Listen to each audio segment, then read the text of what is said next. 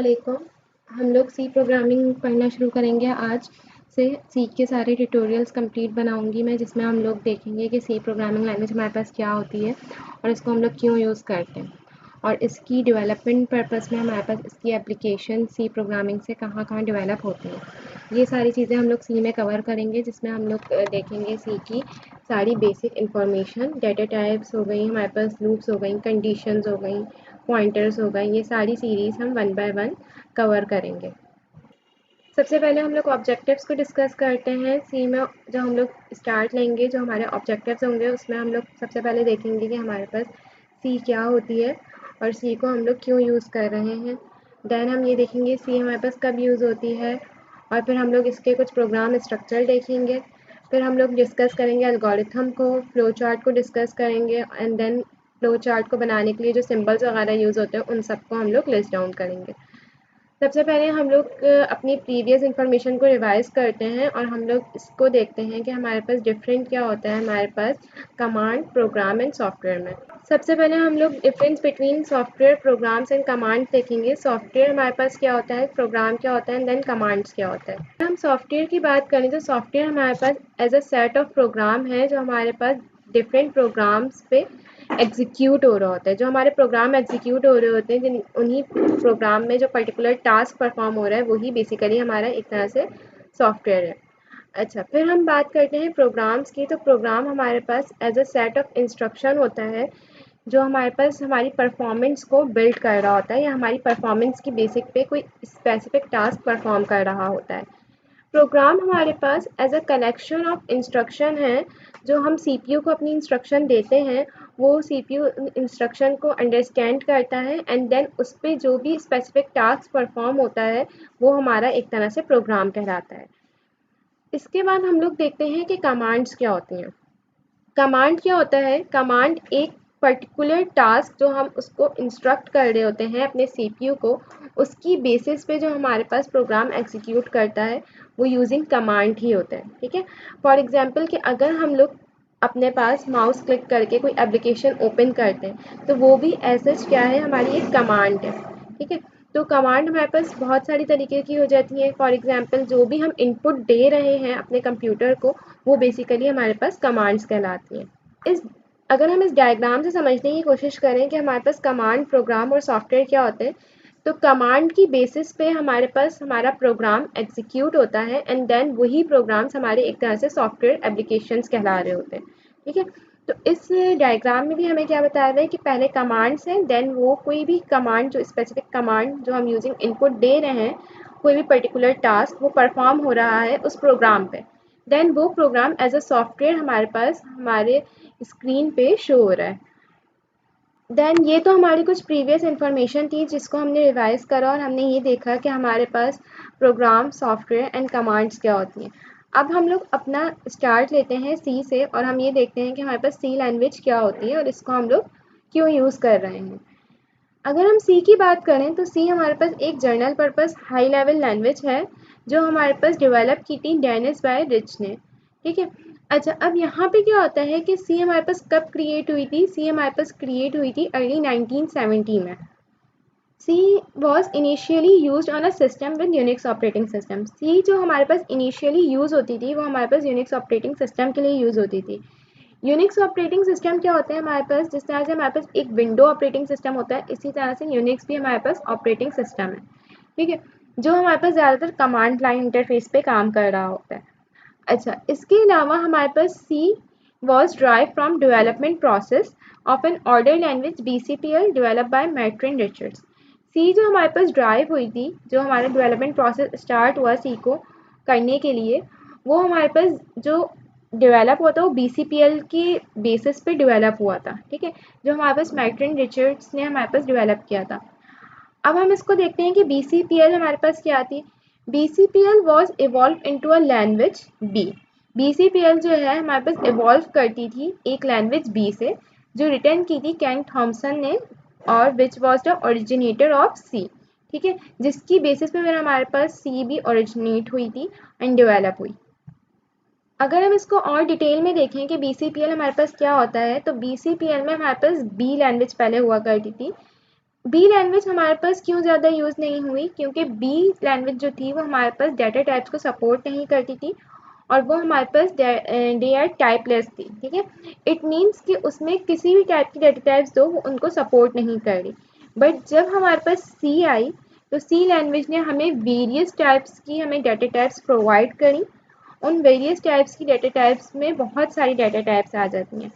अच्छा, इन data types को हम लोग मज़ीद आगे डिटेल में देखेंगे, लेकिन पहले हम इसको देख लेते हैं कि कौन सी डाटा टाइप्स हैं।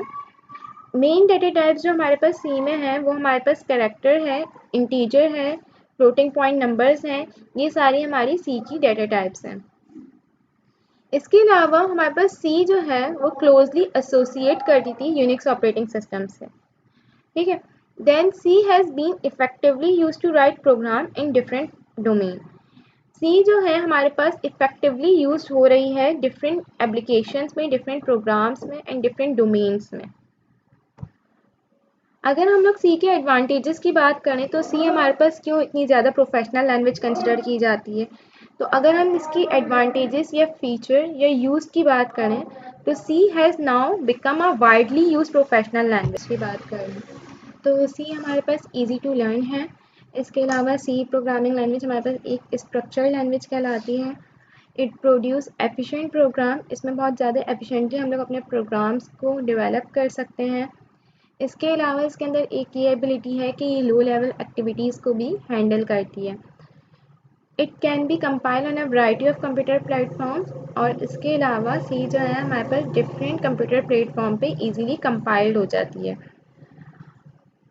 अगर हम लोग सी के एप्लीकेशन एरियाज़ की बात करें तो सी हमारे पास डिफरेंट एप्लीकेशंस में यूज़ हुई है और डिफरेंट एप्लीकेशन सी से हमारे पास डेवलप की गई हैं।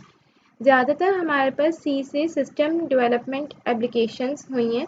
सिस्टम डेवलपमेंट वर्क से क्या मतलब होता है कि फॉर एग्जांपल हम बात करें कि ऑपरेटिंग सिस्टम्स हो गए, टेक्स्ट एडिटर्स हो गए, इसके अलावा हमारे पास डेटाबेसेस हो गए, डेटाबेसेस के एप्लीकेशंस हो गई।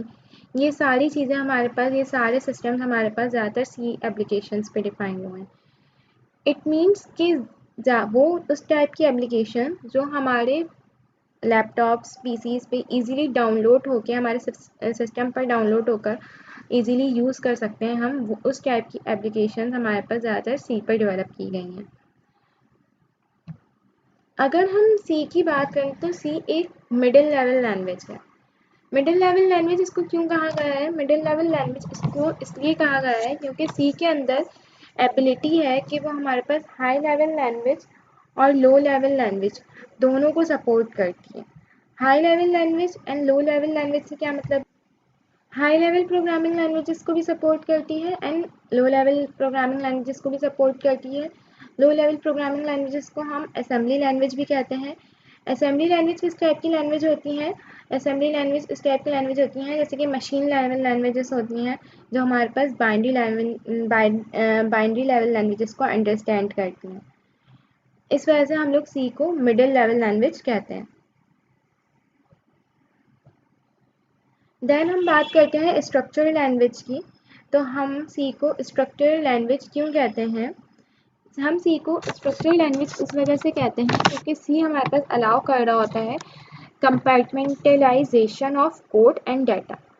अब कंपार्टमेंटलाइजेशन से क्या मतलब हो गई कि हमारे पास जो सी है वो बेसिकली जो भी हम उसमें प्रोग्राम लिख रहे होते हैं वो हमारे पास एक तरह से डिवाइड होके लिखे जाते हैं। इट मीन्स कि हमारे पास हर पार्ट डिफरेंट एक स्पेसिफिक टास्क परफॉर्म कर रहा होता है। इससे हमारे पास क्या होता है कि कोड को ईजीली हम लोग अंडरस्टैंड भी करते हैं और कोड को ईजीली हम लोग कंपाइल भी कर लेते हैं।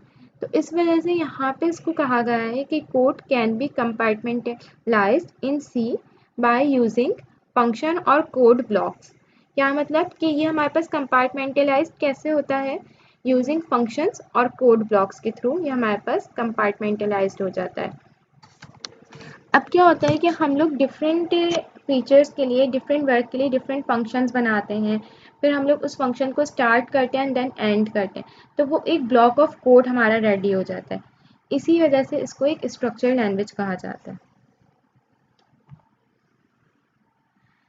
आगे हम लोग सी की मज़ीद इंफॉर्मेशन को देखते हैं, डिटेल देखते हैं कि हमारे पास सी में 32 कीवर्ड्स यूज़ होते हैं। कीवर्ड्स क्या होते हैं? कीवर्ड्स हमारे पास वो सिंटैक्स होते हैं जो कहीं ना कहीं डिफाइंड हुए हुए होते हैं और किसी ना किसी स्पेसिफिक पर्पस के लिए यूज़ किए जा रहे होते हैं। अगर हम इसको देखें तो यहाँ पे है this keywords combine with the formal syntax from a C, यानी कि सी में इस टाइप के सिंटैक्स जो पहले से ऑलरेडी डिफाइंड है। Rules to be follow for all programs written in C, यानी कि कुछ रूल्स होते हैं हमारे पास कीवर्ड्स को यूज़ करने के। अगर हम उन रूल्स को ना फॉलो करें तो हमारे पास एरर शो होता है। अच्छा, कीवर्ड को यूज़ करने के हमारे पास क्या स्पेसिफिक रूल्स होते हैं? एक तो हमारे पास ये होता है कि हम जो कीवर्ड यूज़ कर रहे हैं वो ज़्यादातर हमारे पास लोअर केस में होते हैं। तो जो कीवर्ड्स हमें जिस तरीके से बताए गए हैं हमें उसी तरीके से यूज़ करने हैं। फॉर एग्जांपल अगर हमारे पास सी में हम यूज़ करेंगे प्रिंट का कीवर्ड या फिर इफ़ का कीवर्ड, तो अगर प्रिंट के लिए हमें प्रिंट पी स्मॉल स्टार्ट करना है तो हमें वो स्मॉल ही लिखना पड़ेगा, हम उसको अपर केस में नहीं लिख सकते हैं। इसी वजह से हमारे पास सी जो है एक केस सेंसिटिव लैंग्वेज है।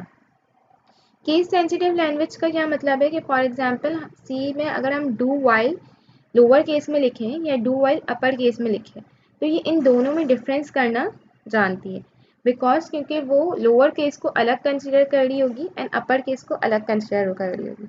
तो इट मीन्स इन दोनों का एक डिफरेंट पर्पस होगा। ठीक है, तो सी हमारे पास केस सेंसिटिव लैंग्वेज है। इसके अलावा keywords can not be used as a variable और फंक्शन नेम। कीवर्ड्स हम लोग कहाँ यूज़ नहीं कर सकते? हम लोग अपने वेरिएबल्स को डिक्लेयर करने के लिए, वेरिएबल्स को बनाने के लिए या फिर फंक्शंस के नेम को क्रिएट करने के लिए हम लोग कीवर्ड्स का यूज़ नहीं कर सकते, क्योंकि कीवर्ड एक तरह से हमारे पास रिजर्व्ड होते हैं और उन रिजर्व कीवर्ड को हमारे पास कोई ना कोई एक स्पेसिफिक पर्पस होता है हर कीवर्ड का, तो हम उससे अपना वेरिएबल नेम नहीं क्रिएट कर सकते या फिर अपना फंक्शन नेम नहीं क्रिएट कर सकते। अगर हम कीवर्ड से अपना वेरिएबल और फंक्शन नेम क्रिएट करेंगे तो वहाँ पे हमारा एरर शो होगा। अब हम लोग अपने सी का एक बेसिक एंड सिंपल प्रोग्राम देखते हैं कि सी में हम लोग प्रोग्राम को किस तरीके से लिखते हैं।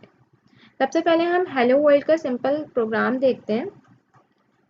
इसको मैं आपको कोडिंग करके दिखाऊंगी एडिटर पे भी, और मैं आपको ये भी बताऊंगी कि आपको कौन सा एडिटर डाउनलोड करना है। ठीक है, तो सबसे पहले अगर हम यहाँ देखें तो आपको यहाँ नज़र आ रहा है कि सी प्रोग्राम लिखने के लिए हमने कुछ हैश इंक्लूड stdio.h लिखा हुआ है। अब ये क्या होता है हम इसको भी डिटेल में देखेंगे। देन हमने मेन लिखा हुआ है एंड हमने प्रिंट एफ में हेलो वर्ल्ड लिखा हुआ है। हम one by one step by step सारी चीज़ों को समझेंगे कि मेन क्या होता है, हम लोग मेन का क्यों यूज़ करते हैं, देन प्रिंट एफ हमारे पास क्या वर्क कर रहा होता है, ये सारी चीज़ें हम लोग देखेंगे। इस सबसे पहले मैं आप लोग को ये बताना चाहूँगी कि आप लोग सिंपल सी प्रोग्राम वगैरह करने के लिए आप लोग अपने पास एक एडिटर डाउनलोड कर सकते हैं। आप लोग डिफरेंट एडिटर्स यूज़ कर सकते हैं। हमारे पास बहुत सारे डिफरेंट एडिटर्स होते हैं, टर्बो सी होता है, डेप सी प्लस प्लस होता है।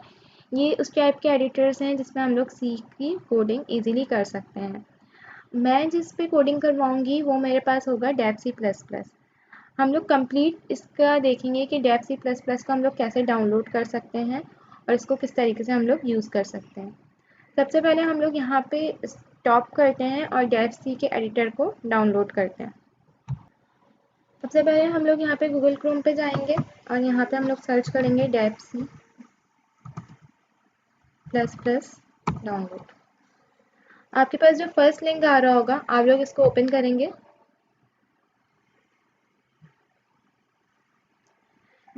देन यहाँ पर आपके पास डाउनलोड का ऑप्शन गिवन है, तो आप लोग यहाँ से इजीली अपने पास dev C plus plus editor download कर लेंगे। ये एडिटर बहुत इजीली आप लोग के पास डाउनलोड हो जाता है, इसमें किसी भी किस्म का आप लोग को इशू नहीं होगा, इजीली आपके पास डाउनलोड हो जाएगा। उसके बाद आप लोग इसको इजीली इंस्टॉल कर सकते हैं। जब आपके पास ये डाउनलोड हो जाए तो आप इसको इंस्टॉल करने के लिए आपने ओपन करना है। देन आपके पास वो ऑप्शन पूछेगा अलाउ का एंड एक्सेप्ट का, तो आप उसको अलाउ करके एक्सेप्ट करके नेक्स्ट नेक्स्ट पे क्लिक कर देंगे तो आपके पास ईजिली डाउनलोड हो जाएगा। मेरे पास ऑलरेडी ये डाउनलोड है, तो मैं अभी इसको डाउनलोड नहीं कर रही। मैंने आप लोग को बता दिया है कि आप लोग इस ऑफिशियल वेबसाइट पे जाके इजीली यहाँ से डाउनलोड कर सकते हैं। देन हम लोग अब सबसे पहले अपने पास डेव C++ के एडिटर को ओपन करेंगे और उसमें हम लोग अपना हेलो वर्ल्ड का प्रोग्राम इम्प्लीमेंट करके देखेंगे। डेव C++ को मैं यहाँ पे पहले सर्च करती हूँ।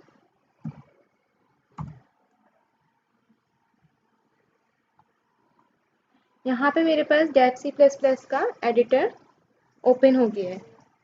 आप लोग को क्या करना है, आपके पास भी कुछ इसी तरीके से इंटरफेस आ रहा होगा जब आप डेव C++ को ओपन करेंगे। सबसे पहले हमें फ़ाइल क्रिएट करने के लिए हम लोग फाइल पे जाएंगे, देन न्यू पे जाके सोर्स फाइल पे जाएंगे और यहाँ पे हमारे पास सोर्स फाइल क्रिएट हो जाएगी। सोर्स फाइल में जाने के बाद हम लोग अभी अपना हेलो वर्ल्ड का प्रोग्राम स्टार्ट कर रहे हैं। उससे पहले हम लोग को एक लाइब्रेरी इंक्लूड करवानी होती है और वो लाइब्रेरी होती है हैश include stdio.h। अभी हम इसको देखते हैं कि ये लाइब्रेरी हम लोग क्यों इंक्लूड करवा रहे हैं और इसका क्या पर्पस है। सबसे पहले हम लोग यहाँ पर आते हैं और यहाँ पे हम लोग अपना मेन का मेथड बनाते हैं। मेन एक बिल्ट इन सी का मेथड है जो हमें सी का प्रोग्राम स्टार्ट करने से पहले लाजमी लिखना होता है। अच्छा, देन हम यहाँ पे प्रिंट एफ लिखेंगे और प्रिंट एफ में हमने लिखा for example hello world. Hello world लिखने के बाद हमने यहाँ पे लगाया टर्मिनेटर। इस प्रोग्राम को हम लोग एग्जीक्यूट करके देखते हैं। यहाँ पे आपके पास दो मेथड होते हैं प्रोग्राम को एग्जीक्यूट करने के। पहले आप कंपाइल करें एंड देन आप रन कर दें।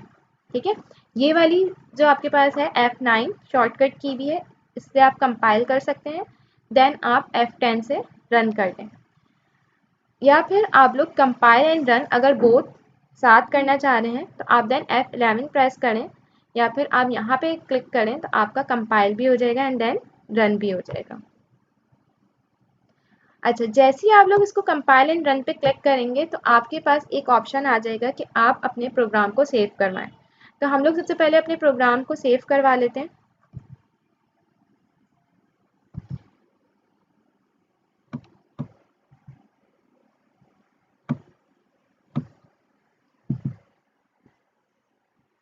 एक फोल्डर, न्यू फोल्डर क्रिएट कर रही हूँ और इधर हम सी प्रोग्राम का इसको नाम दे देते हैं फॉर एग्जाम्पल। और यहाँ पे सबसे पहले हम लोग अपना एक फर्स्ट प्रोग्राम क्रिएट कर रहे हैं, तो प्रोग्राम 1 का मैंने नाम दे दिया। ये फाइल मेरी अब सेव हो गई है। देन सेव होने के बाद आप देख सकते हैं मेरे पास क्या लिखा हुआ आ रहा है, यहाँ पे हेलो वर्ल्ड लिखा हुआ आ रहा है। हमारे पास सी का जो भी हम लोग काम करेंगे वो सारा हमारे पास CMD पे रन हो रहा होगा। इट मीन्स हमारे पास कमांड प्रॉम्प्ट पे रन हो रहा होगा। कमांड प्रॉम्प्ट पे रन होकर हमारे पास आप देख सकते हैं रिजल्ट आया है इसका, और हमने प्रिंट एफ में लिखा था हेलो वर्ल्ड और हमारे पास हेलो वर्ल्ड प्रिंट होकर यहाँ पर आ गया है। देन हम इसकी जो भी हमने कोड लिखा है इस कोड को स्टेप बाय स्टेप हम समझेंगे कि इसके मीनिंग क्या है। हम बैक टू स्लाइड्स आ गए हैं, अब हम इसको देखते हैं दोबारा से। अगर हम देखें कि हम लोगों ने सबसे पहले लिखा था मेन। मेन क्या होता है? मेन एक मोस्ट इम्पॉर्टेंट मेथड है जो आपके पास सी को स्टार्ट करने से पहले या सी के प्रोग्राम को एग्जीक्यूट करने से पहले आपको लिखना लाजमी है। मेन आपके पास बेसिक फंक्शन है सी प्रोग्राम का जो आपके पास डिवाइड कर रहा होता है सी को इन यूनिट फंक्शंस में। ठीक है, अच्छा, इसके अलावा हमारे पास अगर हम बात करें मेन की, तो जितने भी हमारे पास फंक्शन हैं, जितनी भी चीज़ें एग्जीक्यूट होंगी, वेरिएबल होंगे, नंबर्स होंगे, वो सारे हमारे पास होंगे मेन के मेथड के अंदर। ठीक है, तो यहाँ पे क्या लिखा हुआ है, irrespective the number of function in a program the operating system always passes to main when a C program is executed. अगर हम सी मेन के बाहर कोई प्रोग्राम लिखते हैं या एग्जीक्यूट करवाते हैं तो वो एग्जीक्यूट नहीं होगा। हमें जो भी चीज़ें लिखनी होंगी वो हम मेन मेथड के अंदर ही लिखेंगे। अच्छा, the function name is always follow by parenthesis. तो हमारा जो फंक्शन नेम था मेन, उसके बाद हमने क्या लगाए थे, पैरेंथेसिस लगाए थे। इट मीन्स 2 राउंड ब्रैकेट्स लगाए थे। और अब क्या होता है कि हमारे पास जो डू राउंड ब्रैकेट होते हैं फंक्शंस में, उसमें हम लोग पास करवा रहे होते हैं, कंटेन कर रहे होते हैं पैरामीटर्स। अच्छा, फंक्शंस के जो डू राउंड ब्रैकेट्स हैं उनमें हम पैरामीटर कंटेन कर भी सकते हैं और नहीं भी कर सकते, ठीक है। अभी आपने देखा था कि मैंने यहाँ पे, आप देखें, मैंने यहाँ मेन के बाद स्क्वायर ब्रैकेट बनाए हैं, राउंड ब्रैकेट्स, और इनमें मैंने एम्प्टी छोड़ा हुआ है। यहाँ पे मैंने कोई भी पैरामीटर पास नहीं करवाया हुआ।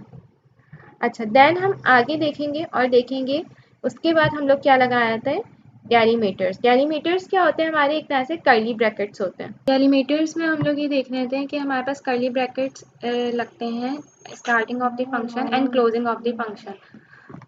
सिमिलर हमारे पास स्टार्टिंग में पहले कर्ली ब्रैकेट स्टार्ट होगा जब फंक्शन जब लगेगा, एंड देन जब फंक्शन को हम एंड करेंगे तो हमारे पास क्लोजिंग कर्ली ब्रैकेट लगेगा। इसके बाद हमारे पास होता है स्टेटमेंट टर्मिनेटर। सी में हमारे पास जब भी हम कोई स्टेटमेंट लिखते हैं, फॉर एग्जांपल हमने प्रिंट एफ की स्टेटमेंट लिखी थी, तो प्रिंट एफ की स्टेटमेंट को एट द एंड हम टर्मिनेटर लगाते हैं। अगर हम लोग टर्मिनेटर नहीं लगाते हैं तो हमारे पास वो जो कोड है वो उसको रॉन्ग कंसिडर करता है और वहाँ पे हमारे पास एरर शो होता है। देन हमारे पास कमेंट्स होते हैं। सी में हमारे पास कमेंट्स मल्टीपल लाइन कमेंट्स हमारे पास जो होते हैं वो कुछ इस तरह से शो होते हैं, slash, asterisk and asterisk slash. इसके अलावा हमारे पास सी में सिंगल लाइन कमेंट्स होते हैं जो हमारे पास डबल स्लैश से यूज़ होते हैं, और जो मल्टीपल लाइन्स ऑफ कमेंट्स होते हैं वो हमारे पास इस तरह से शो होते हैं। कमेंट्स को जब हम लोग आगे इम्प्लीमेंटेशन करेंगे, कोड करेंगे, तो उसमें हम लोग कमेंट्स वगैरह लिख के देखेंगे। कमेंट्स ये होता है कि हमारे पास कमेंट से हमारे कोड की रीयूजेबिलिटी अच्छी होती है और जो कंपाइलर है वो हमारे कमेंट के कोड को वो इग्नोर कर देता है। देन हम बात करते हैं सी की लाइब्रेरी की। तो सी की लाइब्रेरी एक मोस्ट इम्पॉर्टेंट पार्ट रखती है हमारे पास सी में। लाइब्रेरी क्या होती है, लाइब्रेरी हमारे पास वो होती है जो पहले से ऑलरेडी किसी प्रोग्रामर ने क्रिएट की हुई है, जिसके अंदर कुछ स्टैंडर्ड फंक्शंस बने हुए हैं, और जब हमें उन फंक्शंस की या उन मेथड्स की नीड होती है तो हम लोग वो अपने पास यूज़ करते हैं। फॉर एग्जांपल अभी हम लोगों ने प्रिंट एफ यूज़ किया, तो प्रिंट एफ हमारे पास कंपाइलर कैसे अंडरस्टैंड कर रहा था कि प्रिंट एफ से आउटपुट ही डिस्प्ले होगा। तो ये सारी चीज़ें, ये सारी फंक्शनैलिटी बैकएंड पे डिफाइन हुई हैं किसी एक लाइब्रेरी के अंदर, जिससे हमारे पास कंपाइलर उसको अंडरस्टैंड कर लेता है। लेकिन उनको अंडरस्टैंड करने से पहले हमें कुछ लाइब्रेरीज इंक्लूड करनी होती हैं, वो लाइब्रेरीज जिनके अंदर हमारे पास ये मेथड डिफाइन हुए हुए होते हैं। फॉर एग्जांपल प्रिंट एफ एक मेथड है और ये किसी लाइब्रेरी के अंदर डिफाइन हुआ हुआ है, तो हमें उस लाइब्रेरी को सबसे पहले इंक्लूड करना होगा। फॉर एग्जांपल हम लोगों ने यहाँ पे जो पढ़ा था वो हमने पढ़ा हैश इंक्लूड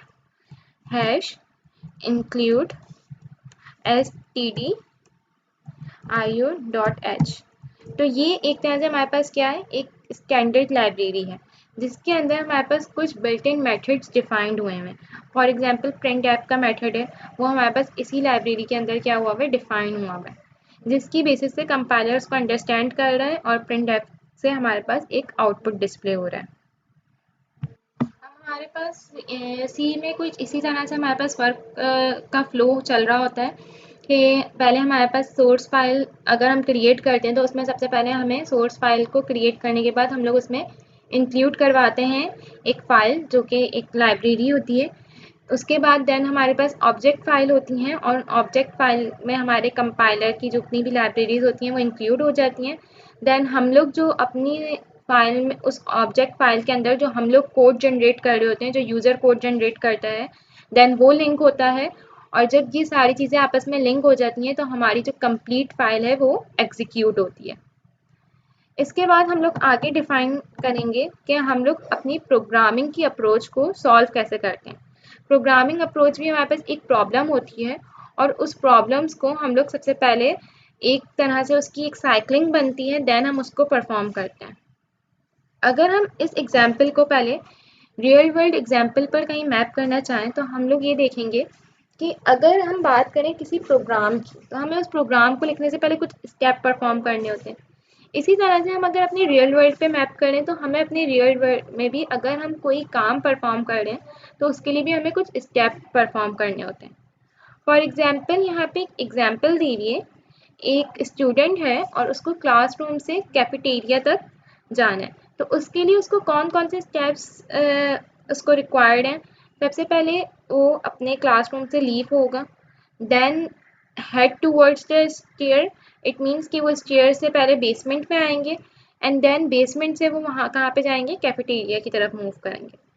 तो एक स्टूडेंट को अपनी क्लास से कैफेटेरिया तक जाने के लिए जो स्टेप परफॉर्म करने हुए हैं वो सारे हमारे पास क्या हुए हैं, एक प्रॉब्लम में आ गए। ठीक है, इट मीन्स कि हमारे पास किसी भी प्रॉब्लम के सॉल्यूशन से पहले हमारे पास कुछ स्टेप्स रिक्वायर्ड होते हैं। फॉर एग्जांपल अगर हम लोग कोई रेसिपी भी इम्प्लीमेंट करते हैं, इट मीन्स हम लोग अपनी कुकिंग की रेसिपी भी बनाने जा रहे होते हैं, तो उसके लिए भी हमारे पास कुछ स्टेप्स होते हैं, हम लोग उन स्टेप को फॉलो करते हैं, देन हमारी जाके वो कंप्लीट एक रेसिपी रेडी होती है। तो हमारे पास क्या होता है कि किसी भी प्रोग्राम को सॉल्व करने से पहले हमारे पास उसकी कुछ स्टेटमेंट्स होती हैं जो हमें क्लियरली डिफाइंड होनी चाहिए। तो हमें स्टेप 1 क्या होता है कि सबसे पहले हमें ये अंडरस्टैंड हो कि हमारी प्रॉब्लम जो है वो क्लियरली डिफाइंड हो। देन फिर उस प्रॉब्लम से रिलेटेड जितनी भी इंफॉर्मेशन है हमें वो गैदर करनी है कि हमारे पास उस प्रॉब्लम को सॉल्व करने के लिए कौन कौन सी इंफॉर्मेशन रिक्वायर्ड है। देन फिर उस प्रोसेस को, उस इंफॉर्मेशन को हमने प्रोसेस करना है।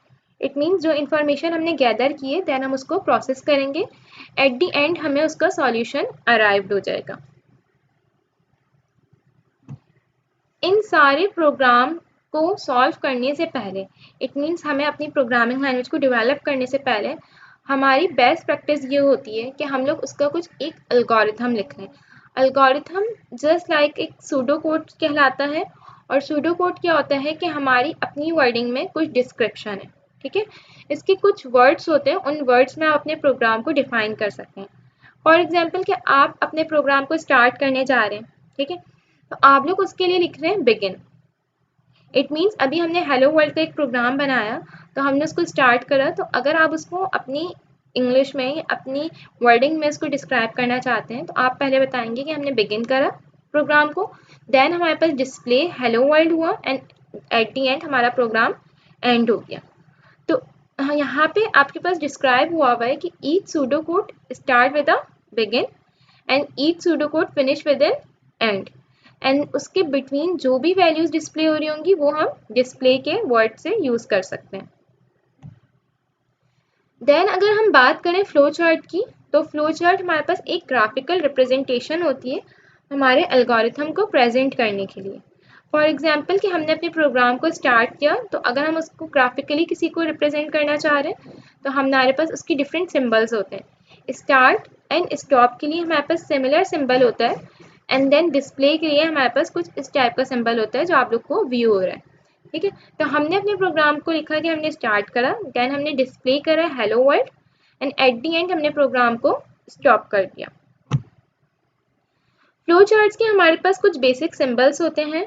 स्टार्ट और एंड ऑफ द प्रोग्राम का ये सिंबल होता है जो आपके पास शो हो रहा है रेड कलर में, एंड देन कंप्यूटेशनल स्टेप के लिए हमारे पास ये वाला सिंबल होता है रेक्टेंगल टाइप का। इनपुट आउटपुट के लिए हमारे पास इस टाइप का सिंबल्स होता है। देन डिसीजन मेकिंग का सिंबल हमारे पास डिफरेंट होता है। इसके अलावा हमारे पास कनेक्टर्स होते हैं, एंड देन हमारे पास फ्लो लाइंस होती हैं।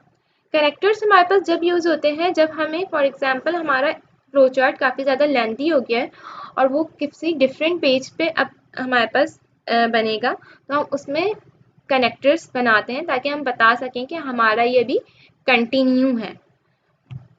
अच्छा, देन अगर हम बात करें तो हमारे पास स्टार्ट के लिए हमारे पास जो सिंबल यूज़ होता है वो हमारे पास किस लिए यूज़ होता है, फ्लो चार्ट को बता रहा होता है कि फ्लो चार्ट हमारे यहाँ से स्टार्ट हुआ है। इनपुट आउटपुट का सिंबल आप देख सकते हैं। फॉर एग्जांपल हम 2 नंबर्स हैं और हम उन 2 नंबर्स का इनपुट लेना चाह रहे हैं, तो हम यहाँ पे वो मेंशन करेंगे, for example input A and B. Then अगर वो इनपुट हमारा प्रोसेस हो रहा है तो हम प्रोसेस या कंप्यूटेशनल के लिए फ्लो चार्ट का ये वाला सिंबल शो करेंगे। देन डिस्प्ले के लिए हमारा सेम उसी तरह का इनपुट शो होता है, उसी तरह का सिंबल शो होता है जिस तरह से हमारे पास इनपुट आउटपुट का सिंबल शो होता है। देन हमारा टर्मिनल जो होता है एट दी एंड, जो हमारे पास सिंबल जो होता है वो same as it is start के सिंबल की तरह ही शो होता है। अगर फॉर एग्जांपल हम बात करें कंडीशन टाइप के प्रोग्राम के फ्लो चार्ट की, तो फॉर एग्जांपल मेरे पास एक प्रोग्राम है जो स्टार्ट हुआ, उसमें हमने कुछ इनपुट लिए नंबर्स एंड देन उन नंबर का हमने कुछ मॉड्यूलस निकाला है। मॉड्यूलस क्या होता है कि फॉर एग्जांपल मेरे पास नंबर को डिवाइड करने के बाद अगर रिमेनिंग 0 बच रहा है, ठीक है, इट मीन्स कि एक नंबर है 4, 4 को मैंने डिवाइड करा 2 से, तो मेरे पास रिमाइंडर 0 आ रहा है। तो अगर मेरे पास रिमाइंडर 0 आ रहा है तो डेट मीन्स नंबर हमारे पास वो इवन है, ठीक है, अदरवाइज हमारे पास वो प्रोग्राम एग्जीक्यूट नहीं होगा। तो यहाँ पे आपके पास इसी टाइप का फ्लो चार्ट है कि फॉर एग्जांपल हमने प्रोग्राम स्टार्ट किया, इनपुट में कुछ नंबर लिए, उन नंबर का हमने मॉड्यूलस निकाला, अगर वो नंबर का मॉड्यूलस रिमाइंडर 0 है तो इट मीन्स क्या हुआ कि उसमें नंबर आएगा डिस्प्ले होके इवन, अदरवाइज वो प्रोग्राम हमारा स्टॉप हो जाएगा। देन इसी को अगर हम इफ एल्स में मैप करें तो इफ की कंडीशन में हमारे पास जब कंडीशन स्टॉप हो रही थी, फॉर एग्जाम्पल कंडीशन नो हो रही थी, तो हमारे पास कुछ और डिस्प्ले नहीं हो रहा था, प्रोग्राम स्टॉप हो रहा था। लेकिन अगर हम इफ एल्स की कंडीशन की बात करें तो हमारी जब कंडीशन इफ वाली फॉल्स हो जाएगी तो हमारे पास एल्स का आउटपुट डिस्प्ले हो जाएगा। तो हमारे पास यहाँ पे इफ एल्स का फ्लो चार्ट क्या है कि फॉर एग्जांपल हमने प्रोग्राम को स्टार्ट करा, कुछ नंबर इनपुट्स लिए, देन हमने उसकी कंप्यूटेशन चेक की कि नंबर हमारे पास अगर हम उसका मॉड्यूलस निकाल रहे हैं तो उसका रिमाइंडर अगर 2 बच रहा है तो इट मीन्स वो यस हुआ, तो हमारे पास नंबर इज इवन, अगर वो नो हुआ तो नंबर इज ऑड। इस तरह से हमारे पास लूप का फ्लो चार्ट होता है। हम लोगों ने इफ का देखा, इफ एल्स का देखा, और लूप के फ्लो चार्ट में हमारे पास क्या होता है कि हमारी एक कंडीशन, हम लोग लूप की स्ट्रक्चर को देखते हैं, इसके बाद हमारे पास लूप का फ्लो चार्ट भी कुछ इसी तरीके से बनता है, जिसके लिए हमारे पास जो कंडीशनल का सिंबल यूज़ होता है हमारे पास फ्लो चार्ट के लिए, सेम वही सिंबल हमारे पास लूप के लिए भी यूज़ होता है। बट लूप में हमारे पास जो हमारा फ्लो लाइन होती है वो हमारे पास दोबारा से जाके एग्जीक्यूट होती है, और वो जब तक एग्जीक्यूट होती रहती है जब तक हमारी वो कंडीशन ट्रू रहती है, और जब हमारी वो कंडीशन किसी एक पॉइंट पे जाके फॉल्स होती है तो हमारा वो प्रोग्राम स्टॉप हो जाता है।